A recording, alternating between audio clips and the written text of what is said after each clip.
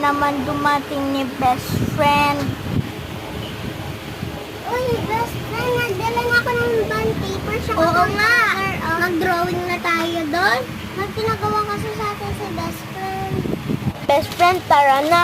Dami ng crayon. Ala, tara na, mag-start na tayo. Ang magdo-drawing pala tayo ng Hello Kitty. Hindi ako marunong. Drawing daw tayo, di ba doon nila Dapat sabi ni iba-iba, teacher? oo. Hello Kitty.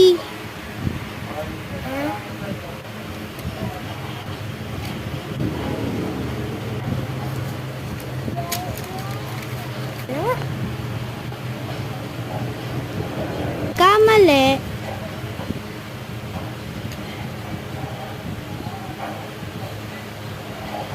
Dagdag mo din yan. Tapos kaya yan. Comment for part 2.